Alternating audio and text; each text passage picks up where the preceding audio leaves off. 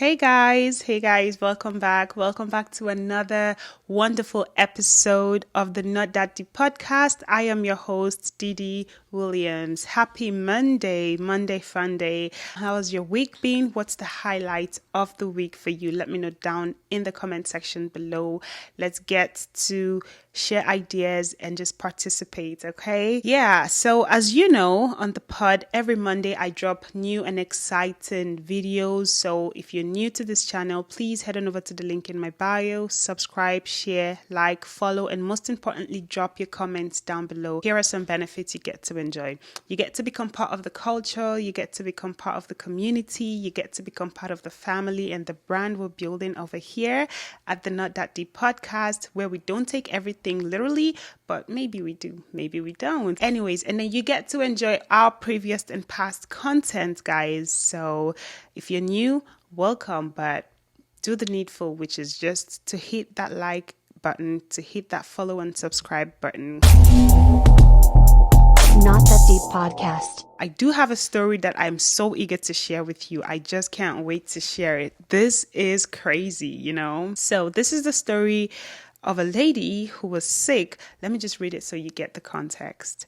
I was living in New York City and faked having cancer so I could move back home.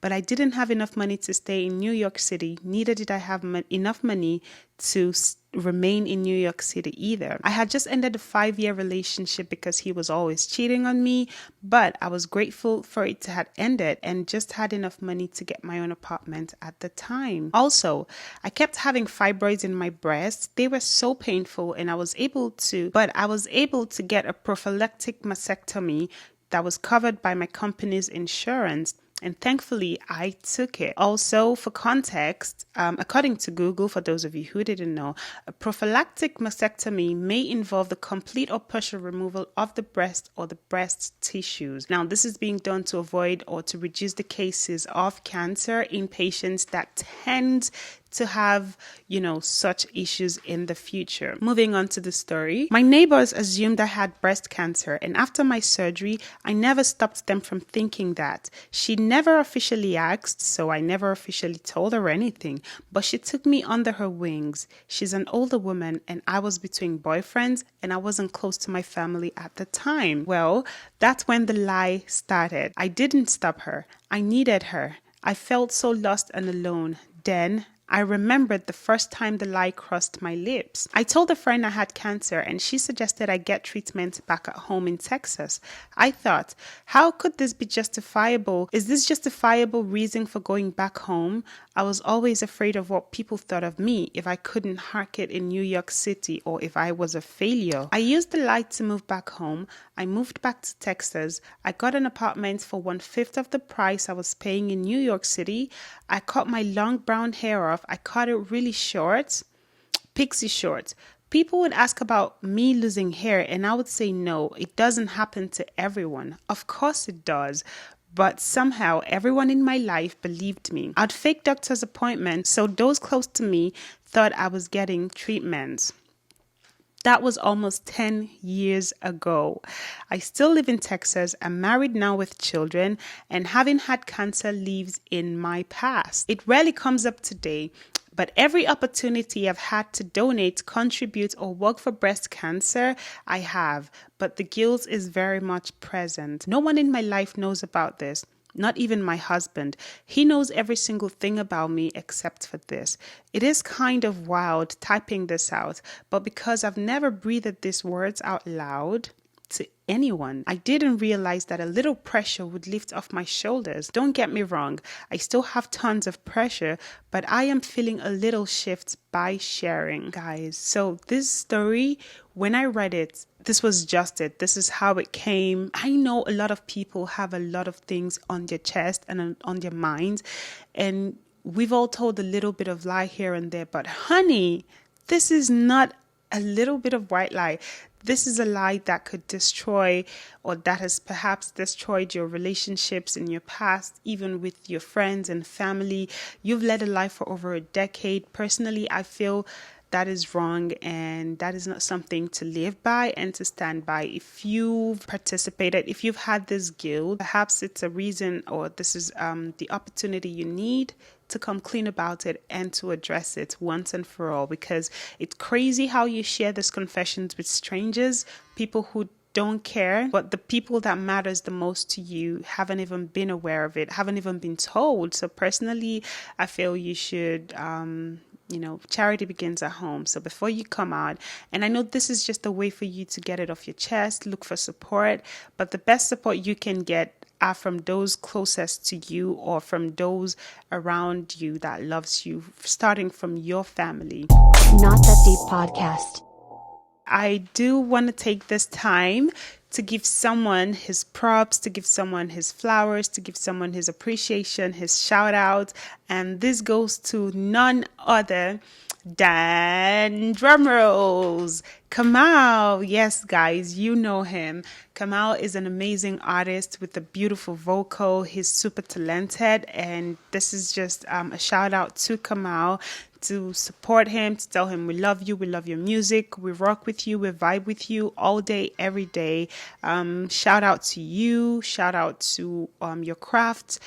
We see you, we appreciate you. Okay, and moving on to story number 2. This is a very short but funny story, guys. This is to a sister out there who, for some reason, I wouldn't say this is love or lust, but either way, let me know what you think in the comments about this, okay? This is a story of Jacqueline Addis, a 31-year woman who was arrested in Arizona for stalking a guy after sending the man she met online 159,000 text messages following their one date in 2017. Paradise Police reported 4 instances of Addis going to the man's house or workplace between July 2017 and May 2018. In April, the man who was out of the country discovered her in his home via surveillance video taking a bath. Addis was arrested and charged with felony trespass, released, and continued sending threatening text messages expressing violent intentions. She was later arrested on May 8th, facing felony stalking and threatening charges.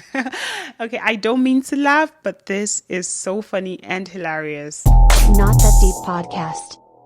Guys, you know what time it is? It is time for the movie recommendation of the week, and it is no other than the ultimate Avatar. When I say this, guys, I say it with so much emotions because the Avatar, it is the best adaptation I have seen, and that is why I'm recommending it to you, because it is just 10 over 10. From the cast to the production to the editing, it was great. It was mind-blowing. So yeah, it is a great recommendation. Just a couple of things for those of you who haven't seen Avatar. Here's a bit of context. So the current Avatar that's streaming on Netflix is an adaptation. So FYI, it's not supposed to end like the original version of Avatar. This is supposed to be a different adaptation, and that's what makes it amazing, and that's what just makes it thrilling to watch, guys. This ended differently from the original Avatar we knew, so I was really excited about that, and I just thought it was brilliant how they kind of changed the storyline, and then they portrayed the Fire Lord as a villain, a tyrant, even though in the original he was a tyrant. In the original version, he didn't banish his son because he was a tyrant who didn't love him. He banished him as a way to discipline him, and because he was coming back with the intention of being, to take over, being the heir apparent to the Fire Nation tribe. But in this particular adaptation, they made it in such a way like he was a brutal tyrant who never loved his son and then just banished him to capture the Avatar without any plans for him, and then he kind of gave the throne to the younger sister.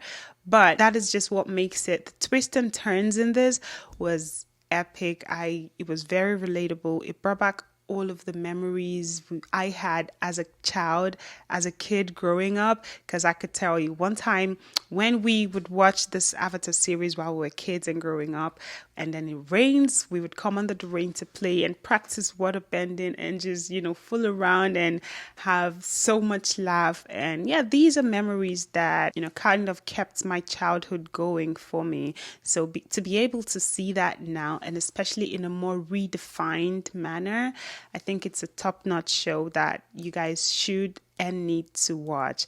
In as much as sometimes I just think and wonder, this particular series made me just wonder how you could have it all, how you could have the rich parents, the protection, but then the parents are not just fit for you. You can just have horrible parents. But anyways, that is just, me thinking out loud. But yeah, guys, I would recommend it 10 over 10. It is a must see. It is a must watch. And this is where we draw the conclusion on today's episode of the Not That Deep podcast. Remember, I am your host, Didi. And for those of you who are yet to subscribe, please, please, please, please head on over to the link in my bio, click on it. Just hit the subscribe button, hit the like button, share, and drop your comments down below. Let me know what you think. Whatever you have to say, do it proudly and boldly. And don't forget, guys, every Monday, new episode drops on my YouTube channel. So head on over to the link in my bio right now and subscribe, follow, like, and share. And until next time, see you. Bye.